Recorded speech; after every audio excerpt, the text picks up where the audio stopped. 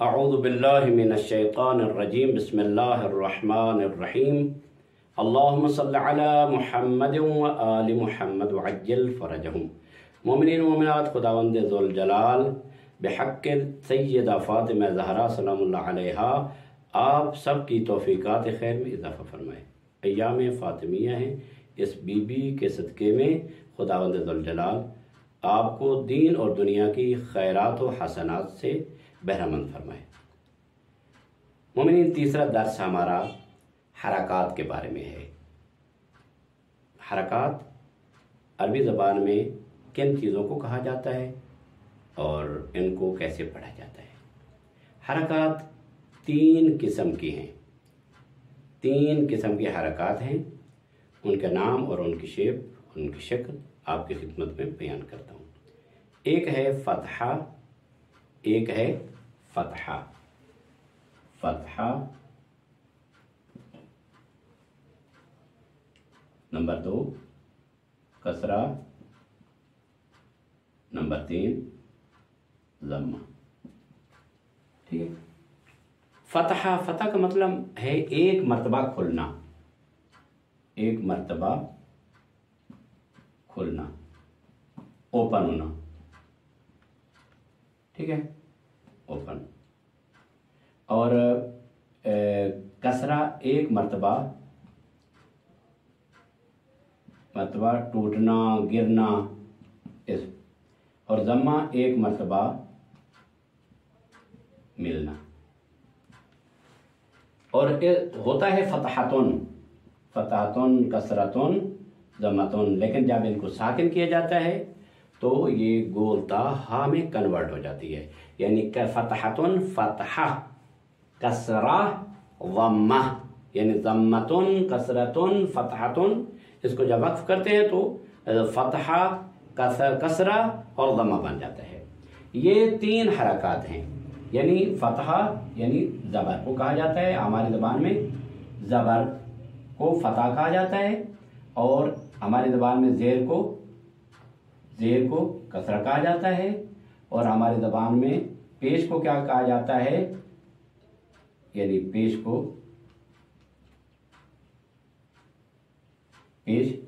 اس کو ضمہ کہا جاتا ہے، یعنی ایک مرتبہ کھولنا۔ جب اس کی اعراب گزاری ہوئی ابتدائی لمحات میں تو یہ سلسلہ چلا امیر کائنات صلوات اللہ وسلامہ علیہ ان سے اور ان کے شاگردوں ابو الاسود دوئلی نے اپنے شاگرد سے کہا کہ اب میں قرآن کی تلاوت کرتا ہوں، جب میرا منہ کھلے تو اس وقت اوپر کی طرف ایک نقطہ لگانا فلاں رنگ کا، اور جب میری آواز نیچے گرے تو نیچے ایک نقطہ لگانا فلاں رنگ کا، اور جب میری آواز گول ہو تو اس وقت سامنے ایک نقطہ لگانا۔ پھر اس کے بعد یہ سلسلہ شروع ہوا اور انہوں نے جو اوپر نقطہ لگا تھا اس کو فتح بنا دیا، نیچے والے کو کسرہ یعنی ٹوٹنے سے، اور سامنے والے سے یہ ضمہ۔ یہ تین صورتیں ہیں۔ اب ہم قرآن مجید میں کتنی صورتوں میں ہم پڑھتے ہیں، فتح بھی پڑھتے ہیں، ضمہ بھی پڑھتے ہیں، کسرہ بھی پڑھتے ہیں۔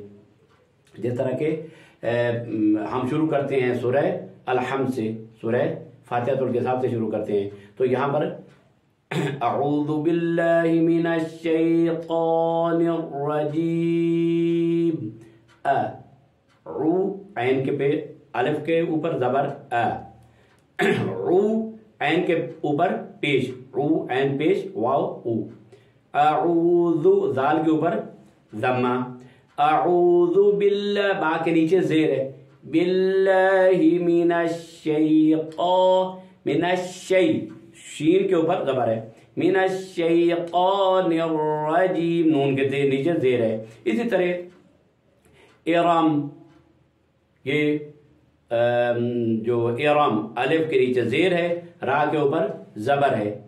اور اس طرح قرآن میں یقول، یہ کیا ہے؟ ضمہ ہے۔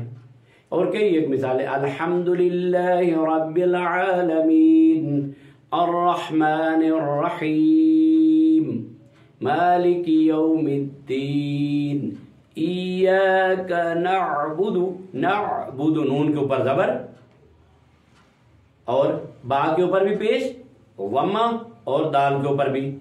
وَإِيَّاكَ نَسْتَعِينُ نون کے اوپر زبر، عین کے نیچے زیر.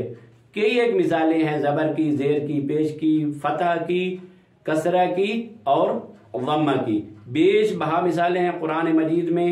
اب توجہ کریں گے تو انشاءاللہ نہایت آسان چیز ہے کہ جن کو کہا جاتا ہے حرکات. انشاءاللہ اگلے درس میں، چوتھے درس میں ہم آپ کی خدمت میں مد کا بیان پیش کریں گے. والسلام علیکم ورحمۃ اللہ وبرکاتہ.